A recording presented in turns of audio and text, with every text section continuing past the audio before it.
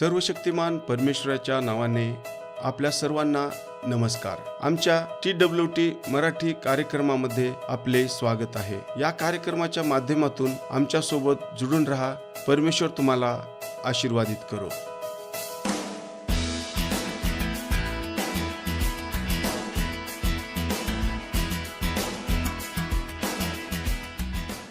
आजचे वचन अध्ययन संघर्ष. साहजिकच आपल्याला सर्वांना हे माहीत आहे की जीवनात अनेक संघर्ष आहेत आणि मला असे वाटते की जेव्हा आपण संघर्षाबद्दल चर्चा करतो तेव्हा आपल्या मनात बार बार सहजच विचार येतात. ते म्हणजे वेदना आणि दुःख व आर्थिक उलाढाल आणि प्रत्येकाच्या आयुष्यात येणारे त्रास हा एक प्रकारचा त्रास आहे. परंतु मला ज्या समस्येबद्दल बोलायचे ते म्हणजे रोमच्या 7व्या अध्यायात सांगितले आहे. हे अंतर्गत संघर्ष आहे. आपल्या प्रत्येकाच्या मनात अंतर्गत घडणारा संघर्ष आणि आपल्या हृदयात घडणारा संघर्ष असतो. रोममधील चर्चला लिहिल्याप्रमाणे पॉल हे संभाषित करत होता. रोमच्या 7व्या अध्यायाच्या 15व्या वचनापासून सुरू होणाऱ्या या विशेष संभाषणातून मी तुमच्यासाठी वाचू इच्छितो. मी काय करतो ते मला माहीत नाही, कारण काय करायचे हे मला माहीत नाही. कारण ज्या गोष्टीचा मी द्वेष करतो त्याच गोष्टी मी करतो, आणि ज्या गोष्टी मला कराव्याशा वाटत नाहीत त्याच करतो. व नियमशास्त्र उत्तम आहे हे मान्य करतो, परंतु खरे तर मी ते करतो असे नाही, तर माझ्यासाठी बसत असलेले पाप त्या गोष्टी करते. कारण मला माहीत आहे की माझ्या शरीरात काहीही चांगले नाही. जे योग्य आहे ते मी करू शकतो, पण मी ते करत नाही. कारण मला पाहिजे ते चांगले मी करत नाही, परंतु वाईट जे नको आहे ते मी करतो. आता जे नको असलेले मी करत आहे, तर ते करणारा मी नाही, तर माझ्या आत राहणारे पाप आहे. म्हणून मला हे वाईट वाटते की जेव्हा मला चांगले करायचे असते तेव्हा वाईट माझ्याजवळ असते. माझ्या आत असलेला मनुष्य देवाच्या नियमशास्त्रामुळे आनंद करतो, परंतु माझ्या अवयवात निराळाच नियम कार्य करताना दिसतो. तो माझ्या नियमावर अंमल करणाऱ्या नियमाबरोबर लढतो. मी अत्यंत दुःखी मनुष्य आहे. मरणाधीन असलेल्या शरीरापासून मला कोण सोडवेल? परंतु आमच्या प्रभू ख्रिस्ताच्या द्वारे आभार मानतो. रोमच्या 7व्या अध्यायातील त्या वचनात पौलाने नुकतेच वर्णन केलेले संघर्ष आपल्या सर्वांना परिचित आहे. आपल्याला असे प्रसंग आले आहेत तेव्हा काय योग्य आहे कळूनही ते केले नाही. ग्रीक तत्वज्ञानाची एक शाळा होती. त्यात सांगितले आहे की काय बरोबर आहे हे माणसाला सांगितले पाहिजे. जर त्याला माहीत असेल की काय बरोबर आहे तर तो ते करेल. ज्याने कितीही विचार केला असेल त्याला हे स्पष्ट असले पाहिजे की ते खरे नाही. आपल्या आयुष्यात असे प्रसंग अनेक वेळा येतात. नक्की काय बरे आहे हे आपल्याला कळेल. तेव्हा देवाला काय आवडेल ते देखील आपल्याला कळेल, आणि तरीही आपण उलट चुकीचे काम करू. सार्वजनिक जीवनातूनही आपण असे अनेक उदाहरण घेऊ शकता. तुम्ही अति खाण्याच्या गोष्टी पाहू शकता. आपण धूम्रपानाच्या गोष्टीकडे पाहू शकता. जे आपण म्हणतो व जे आपल्याला माहीत आहे या गोष्टीवर विश्वास आहे, हे आरोग्यासाठी हानिकारक आहे, आणि तरीही आपण त्या करतो. असे अनेक निर्णय आपण घेतो, तरीही स्वतःच्याच मार्गाने जातो. म्हणजे मनाला खरंच काही कळत नाही ना.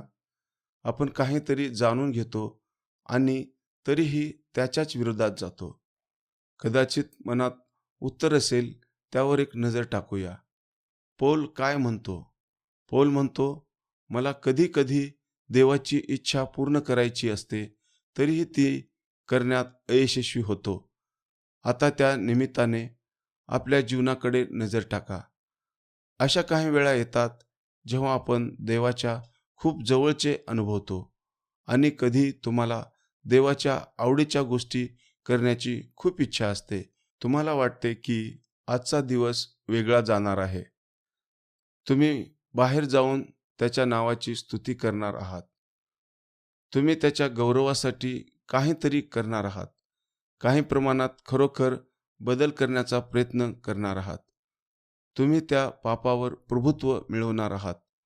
तुम्ही ठरवले आहे की तुम्ही एक चांगली व्यक्ती बनणार आहात. ठीक आहे, तुमचा निर्णय आहे, तुमच्या मनाचा निश्चय आहे. तरीही काय होते? प्रेषित पौल ज्या सापळ्याविषयी चर्चा करतो त्यात आपण बार बार पडतो. तो म्हणतो, मला काहीतरी करायचे आहे आणि तरीही मी ते करीत नाही. किती निराशाजनक परिस्थिती आहे. मी अनेक तरुणांचे मार्गदर्शन केले आहे आणि तरुणांच्या सामान्य तक्रारीपैकी ही एक अंतर्गत संघर्ष आहे. जेव्हा ते प्रथम जीवनाशी हा संघर्ष सुरू करतात आणि पाहतात की ते एकीकडे देवावर विश्वास ठेवतात आणि दुसरीकडे त्यांच्या जीवनात हा संघर्ष आहे, ज्याला ते वारंवार बळी पडतात. परिणामी त्याला आश्चर्य वाटते की खरोखरच ख्रिस्ती आहेत का? मी ख्रिस्ती कसे असू शकतो आणि तरीही त्या गोष्टी करू शकतो, आणि त्या केवळ एक किंवा दोनदाच नाही तर वारंवार करू शकतो. हा संघर्ष माझ्यातच असतो आणि माझ्यातच चिघळत राहतो. हे कसे होऊ शकते? तुम्ही त्यांना प्रेषित पौलाचे हे वचन दाखवता आणि सहसा ते हे पाहून आश्चर्यचकित होतात की प्रेषित पौला सारख्या बलवान देवाच्या माणसालाही हा संघर्ष होता. हे युद्ध व हा संघर्ष ही नैसर्गिक परिस्थिती आहे हे त्यांना कळू लागते. ख्रिस्ती लोकांच्या जीवनात त्यांच्या देहामुळे त्यांना एकीकडे खेचणे व दुसरीकडे देवाचा पवित्र आत्मा त्यांना स्वतःकडे खेचतो. असे काहीतरी घडणे आवश्यक आहे. आता आपल्यातल्या त्या लढाईला तुम्ही संघर्ष म्हणू शकता. C.S. लुईस त्या संघर्षाचे वर्णन करत असताना विद्यार्थ्यांच्या एका समूहाला विचारले की 2 कुत्रे लढत होते आणि ते दोन्ही अंदाजे समान आकाराचे व समान ताकदीचे होते आणि त्यांच्यात जीवघेणी लढाई चालू होती. असे वाटत होते की त्यांच्यातला लढाईचा संघर्ष सुरूच राहील. शेवटी कुत्रे मेले. तेव्हा एक कुत्रा चांगला असेल व एक वाईट असा अंदाज आपण लावूया. आणि त्या विद्यार्थ्यांना प्रश्न विचारण्यात आला की कोण विजयी आहे. विद्यार्थ्यांनी त्यावर विचार केला आणि त्याचे विश्लेषण करण्याचा प्रयत्न केला व शेवटी कोणीही उत्तर देऊ शकले नाही व शेवटी त्यांनी हार पत्करली. मग त्यांनी त्यांना उत्तर दिले ते असे होते, ठीक आहे, हे स्पष्ट आहे की संघर्ष चालू असताना ते मेले. असे समजूया की ते बरेच दिवस चालले. जो कुत्रा विजेता होईल तोच जिंकेल, ज्याला तुम्ही खायला द्याल. विषय अगदी स्पष्ट आहे की आपण आपल्या दैनंदिन जीवनात संघर्ष करत असताना हा संघर्ष प्रत्येक विश्वासूसाठी सामान्य आहे. विजय देखील स्पष्ट आहे. त्या संघर्षाच्या कोणत्या भागाला तुम्ही खायला देत आहात आणि शक्ती पुरवत आहात, ऊर्जा उत्पन्न करत आहात, त्या भागाला विजय मिळेल. मुद्दा असा आहे की जर तुम्ही धीर देत असाल, प्रतिकार करण्यास नकार देत असाल, जर तुम्ही दुष्ट व्यक्तीला अधिक प्रोत्साहन देत असाल आणि स्वतः देहाच्या स्वाधीन होत असाल, तर स्पष्ट आहे की तुम्ही अधिक शैतानासमोर नमत आहात. दुसरी गोष्ट, जर तुम्ही या संघर्षातून तुम्ही परमेश्वराकडे वळतात आणि त्याला मदतीची हाक मारतात व रोज प्रार्थनेत व शास्त्र वाचण्यात मग्न आहात, तुम्ही दररोज त्याच्या पवित्र आत्म्याच्या उपस्थितीत जात आहात, तेव्हा तुम्ही सर्वात विजयी व्हाल. तेव्हा तुम्ही आध्यात्मिकरित्या वाढत आहात. तेव्हाच तुम्ही परिपक्व ख्रिस्ती बनण्याच्या प्रक्रियेत आहात. तेव्हा याच्याकडे मानसिक दृष्टिकोन ठेवून हा संघर्ष जिंकता येणार नाही. ते शक्य नाही, कारण आम्ही आधी सांगितल्याप्रमाणे तुम्हाला बरेच काही माहीत असूनही ते केला नाहीत. ते तुमची इच्छाशक्ती व दृढ निश्चय याने जिंकले जाणार नाही. तुम्हाला पेत्र आठवतो, तो किती दृढ निश्चयी होता, त्याची किती प्रबळ इच्छाशक्ती आणि जिद्द होती. आणि तरीही आपण पाहतो, कठीण परिस्थिती आली तर तो दूर गेला व जगी मोहात शिरला. तसेच आपली इच्छा आणि आत्मनिर्णय शैतानाविरुद्ध उभे राहण्यास सक्षम होणार नाही. जर आपल्याला वाटत असेल की आपण ते करू शकतो, तर आपण कोसळून पडू, कारण आपल्याला आवश्यक असलेली ताकद आपल्याजवळ नसेल. याला एकच उपाय आहे आणि तो म्हणजे ती शक्ती येशू ख्रिस्तामध्ये शोधणे. दुसरा उपाय नाही. हे म्हणूनच पौलाने संपूर्ण परिस्थितीचे विश्लेषण करून सांगितले आहे. आणि खरे सांगायचे तर तुम्हाला शास्त्रात असे कोणतेही वचन सापडणार नाही ज्याने या संघर्षाचे निदान रोम 7 मध्ये केले आहे.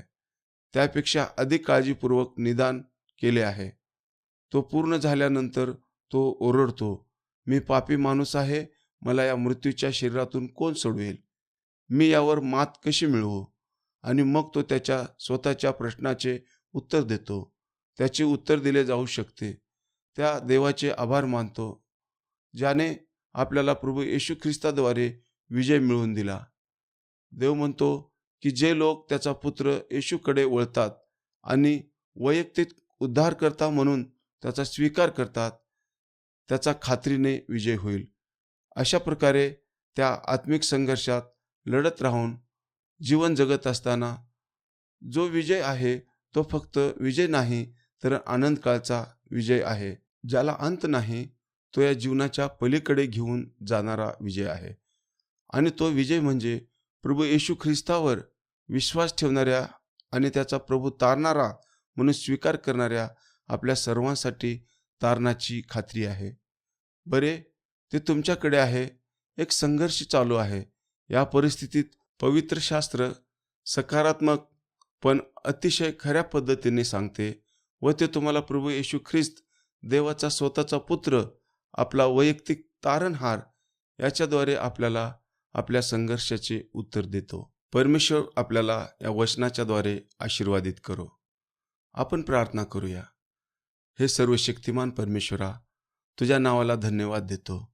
तू महान आहेस प्रभू. हे मन त्या 2 कुत्र्यासारखेच आहे ज्यात संघर्ष चालू असतो.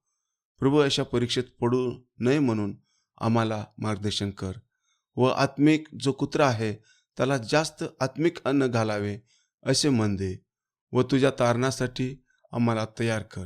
प्रार्थना येशूच्या नावात करतो म्हणून आहे. आमेन.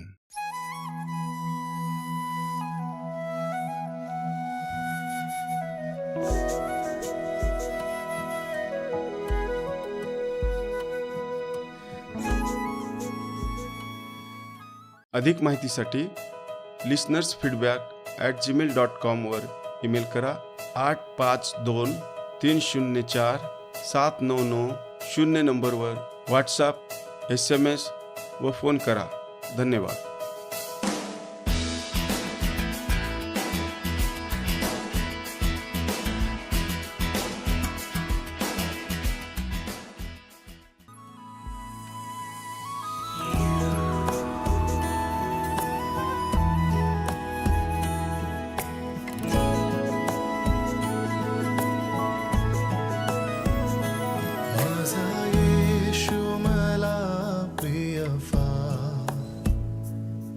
या जीवनात तोच आधार, माझा येशू मला प्रिय फार.